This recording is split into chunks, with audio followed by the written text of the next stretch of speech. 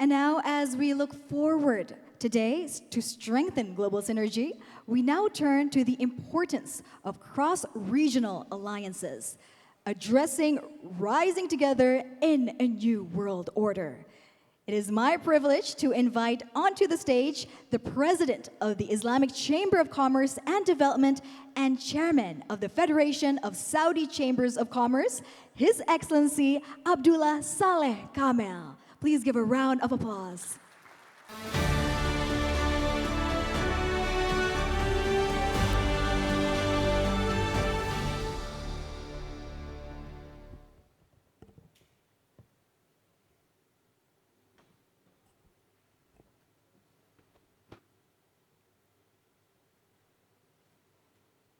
بسم الله الرحمن الرحيم والصلاة والسلام على سيدنا محمد وعلى آله وصحبه وسلم.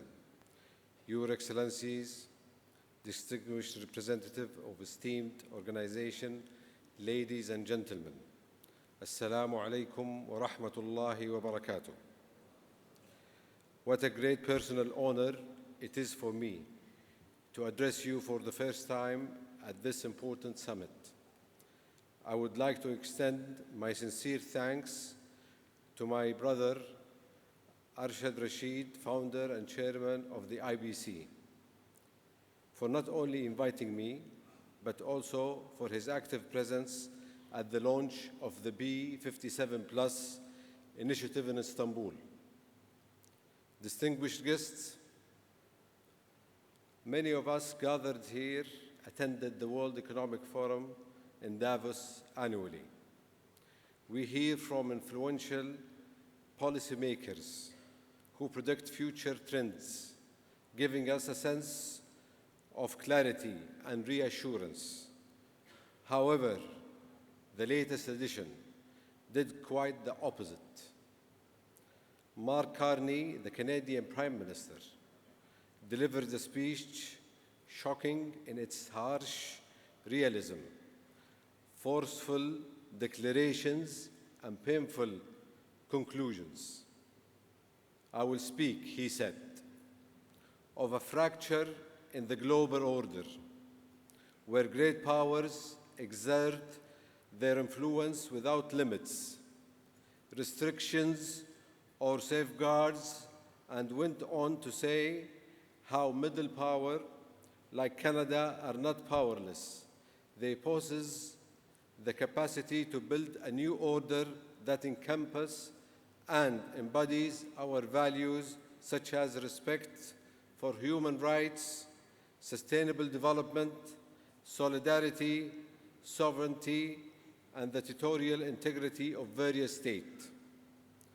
Such a warning highlights our responsibility as a business leaders from nations categorized as the Global South, the developing or less advanced in terms of democracy and human rights. What is clear from this is that we must build our own robust framework based on the principles of rights and duties, rather than the fleeting equation of profit and loss.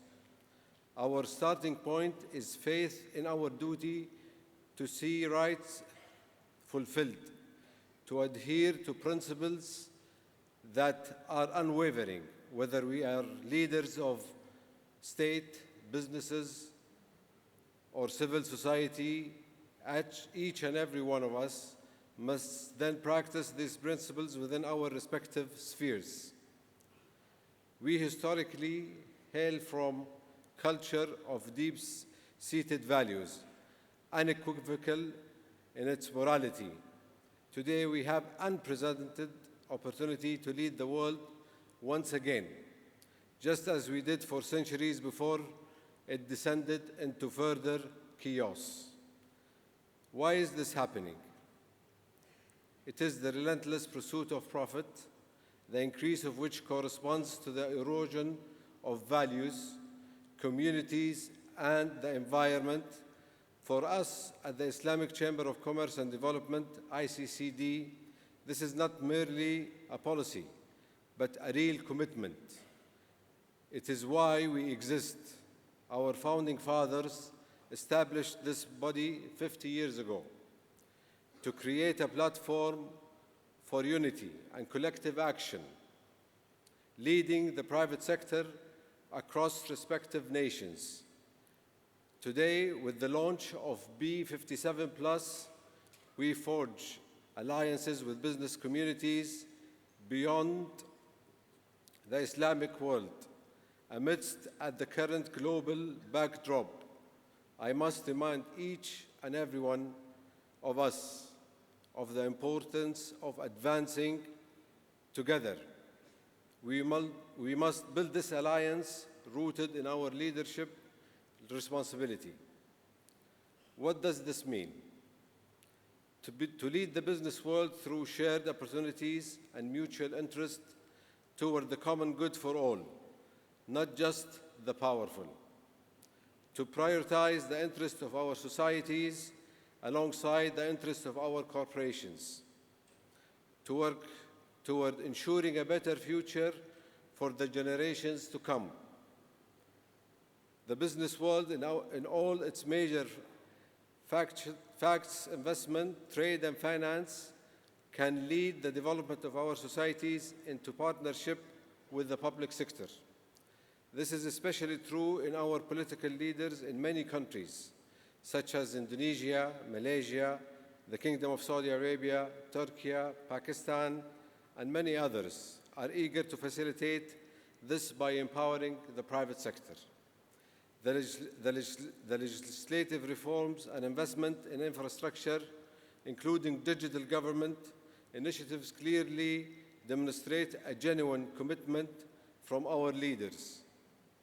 The Kingdom of Saudi Arabia stands as one of the preeminent examples of this effort through the implementation of the various programs under Saudi Vision 2030.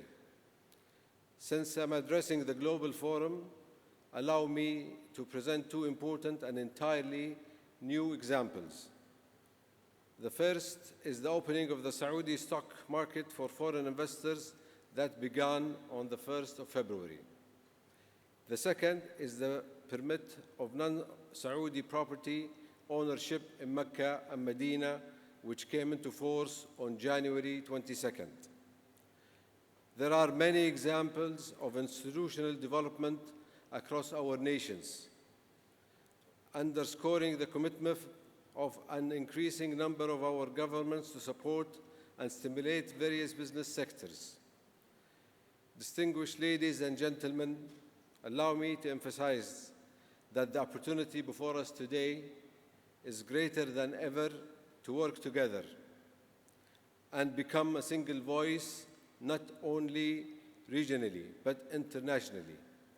In my capacity as the President of the Islamic Chamber of Commerce and Development, I welcome the cooperation and partnership of all who share our goals. Our collective initiatives are dedicated to a better future for humanity, and I believe there is none among us who does not aspire to such a future. Wassalamu alaikum wa rahmatullahi wa barakatuh. Thank you, Your Excellency, and we kindly request for you to please remain on stage. For next, we will proceed with the declaration of the B57+ Asia Pacific Regional Chapter. And now we would like to also invite onto the stage Bapak Arsyad Rashid to please kindly join us for the declaration of B57+ Asia Pacific Regional Chapter.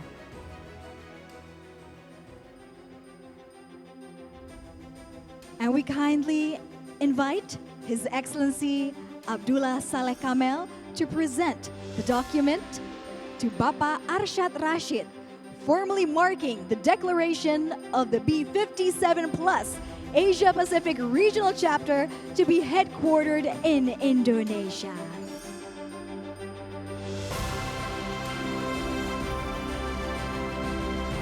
Thank you, Your Excellency, and thank you, Bapak Arsyad Rashid, for officially declaring the initiation of B57+ Asia Pacific Regional Chapter.